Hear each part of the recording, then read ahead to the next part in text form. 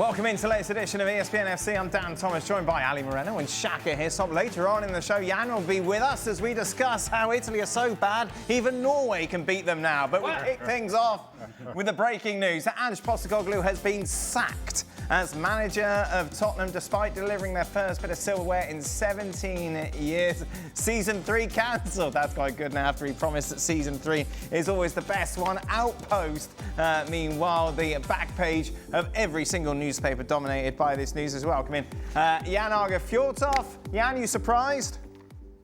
I am surprised when I thought that he maybe had too much credit in the bank after getting money in the bank, building up a trophy for Tottenham Hotspur.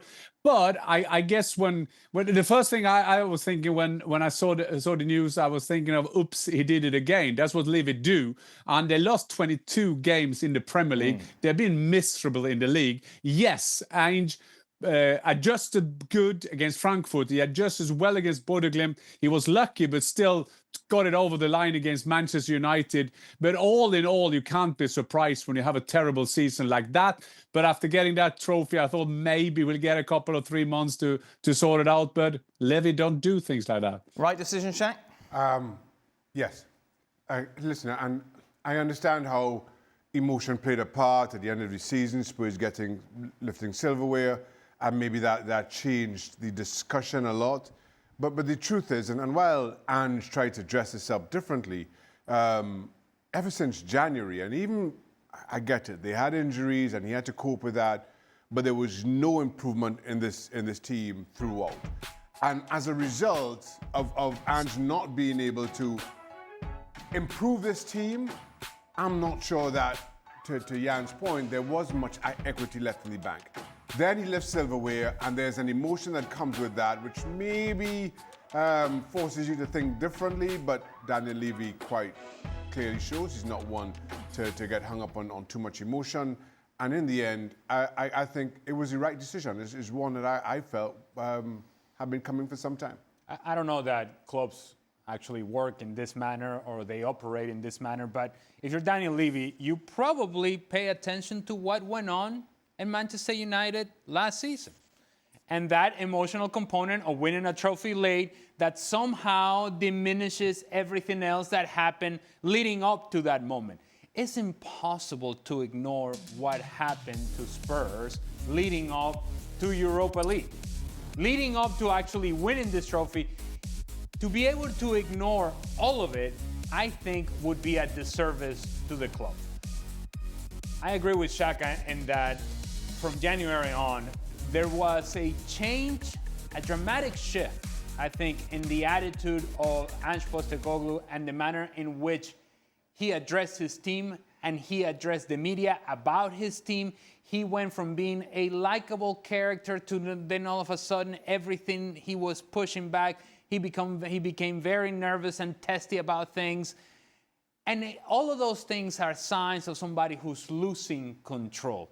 And it was clear to see that he was no longer in control of the group, at least in the Premier League performances, and that he could not get the best out of whatever players were available, injuries notwithstanding. And the injuries happened to everybody, and I'm not going to use it as an excuse for Ange Postecoglou. And so therefore, if you cannot make adjustments, if you cannot get anywhere near the best out of your players, if you finish 17th in the league, and had it not been for a really awful batch of teams that were relegated, would have been in a relegation conversation, this is not a team that's taking steps forward. And to try to polish it with the Europa League and say, we're all good, here we go, Season 3, I think, again, it would have been a disservice to the club. Having said all of that, Jan, he leaves with his reputation certainly not in tatters.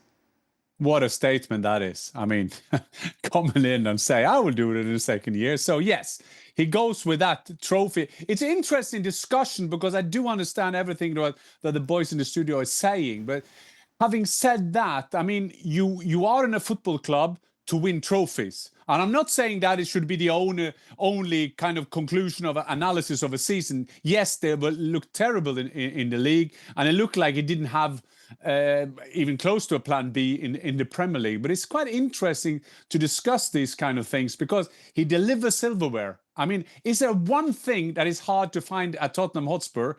at the stadium, that's silverware, and he produced that. And I think Postecoglou will somehow, that saved him. I take the point with Ten Hag thing, but as you also seen in a bad period of Manchester United, is it 5 finals they've been in the last 4, 5, 6 years?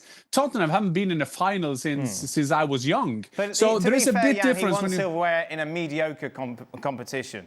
A diluted version of the Europa League without the big boys making the move down from the Champions League. And what you hanging your hat on, I suppose, at the start of next season as to why he is the man to take you in the right direction. And at what stage does he look at it again and go, oh, actually, don't worry about the Premier League. I'm going to focus on the Carabao Cup this time. I'm going to focus on the FA Cup this time.